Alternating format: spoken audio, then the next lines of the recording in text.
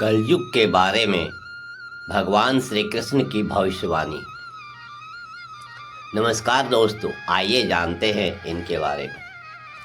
सनातन धर्म ग्रंथों के अनुसार अभी कलयुग का पहला चरण चल रहा है। इस कलयुग के देवता हनुमान जी और श्री गणेश जी माने जाते हैं। इस युग में सूर्य देव को हम लोग प्रतिदिन देखते हैं। ऐसा माना जाता है कि कलयुग में भगवान धर्म की स्थापना के लिए कल्कि का अवतार लेंगे।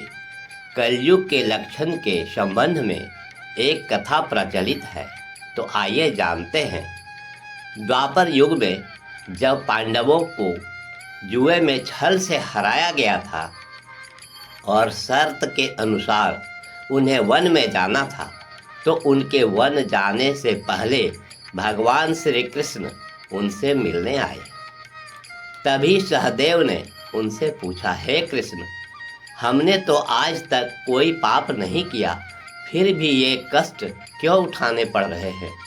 तब श्री कृष्ण ने कहा, हे प्रिय सहदेव, द्वापर युग अंतिम चरण पर है। ये सब आने वाले कलयुग का प्रभाव है। इस पर युधिष्ठिर ने आश्चर्य से पूछा, वासुदेव, कलयुग तो अभी आया भी नहीं है और उसका इतना भयंकर परिणाम? जब कलयुग प्रारंभ हो जाएगा तो क्या होगा? कृपया हमें कलयुग में काल की गति कैसी रहेगी, ये बताने की कृपा करें। तब श्री कृष्ण ने कहा, आप सभी भाई वन में जाइए और जो कुछ भी दिखे आकर मुझे बताइए। उसी के आधार पर मैं आपको कलयुग की गति बताऊंगा। श्री कृष्ण के ऐसा कहने पर पांचों भाई वन में अलग अलग दिशा में चल दिए। कुछ समय बाद जब सभी लौटे तो श्री कृष्ण ने मुस्कुराते हुए कहा, अब आप लोग एक एक करके बताइए कि आपने क्या क्या देखा।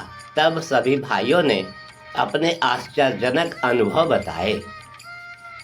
युधिष्ठिर ने कहा कि हे माधव, मैंने 2 सूंड वाले एक हाथी देखा, इसका क्या अर्थ है?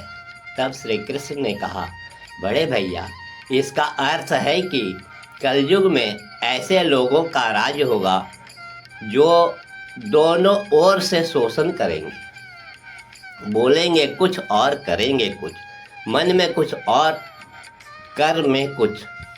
ऐसे ही लोगों का राज होगा। भीम ने कहा, हे कृष्ण, मैंने देखा कि गाय ने बछड़े को जन्म दिया है। जन्म के बाद वह बछड़े को इतना चाट रही है कि बछड़ा लहूलुहान हो गया। तब श्री कृष्ण ने कहा, मंझले भैया, इसका अर्थ ये है कि कलयुग का मनुष्य अपने पुत्र पौत्रों का आवश्यकता से अधिक लाड प्यार करेगा।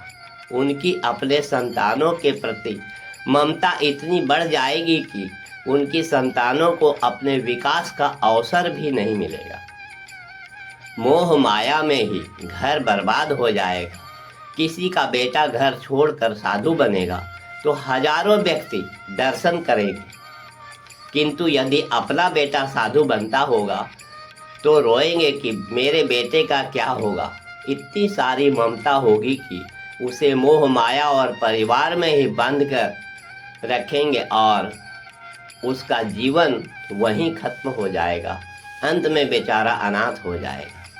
अर्जुन ने कहा कि हे माधव, मैंने देखा कि एक पक्षी के पंखों पर वेद की ऋचाएं लिखी हुई हैं और वह पक्षी मुर्दे का मांस खा रहा है, इसका क्या अर्थ है?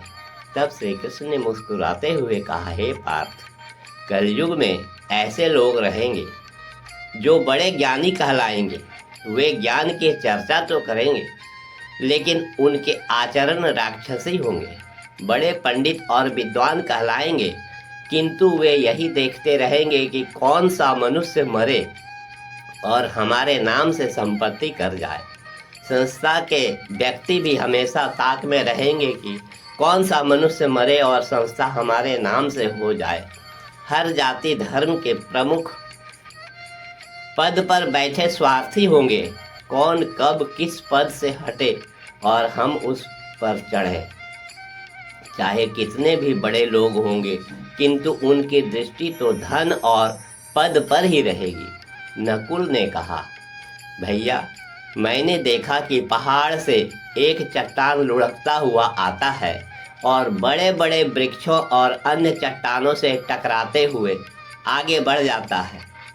अंत में एक अत्यंत छोटे पौधे का स्पर्श होते ही वह चट्टान रुक जाता है। तब श्री कृष्ण ने कहा, प्रिय नकुल, कलयुग में मानव का आचरण नीचे गिरेगा, उसका जीवन पतित होगा। यह पतित जीवन धन के चट्टानों से नहीं रुकेगा, न ही सत्ता के वृक्षों से रुकेगा, किंतु हरि नाम के एक छोटे से पौधे से मनुष्य जीवन का पतन होना रुक जाएगा। अतः कलयुग में हरि नाम जप ही मोक्ष का एकमात्र सरल मार्ग है। सहदेव ने कहा, हे मधुसूदन, मैंने देखा कि 6-7 कुएं हैं और आसपास के कुओं में पानी है, किंतु बीच का कुआं खाली है। बीच का कुआं गहरा है, फिर भी पानी नहीं है। ऐसा कैसे हो सकता है और इसका क्या अर्थ है?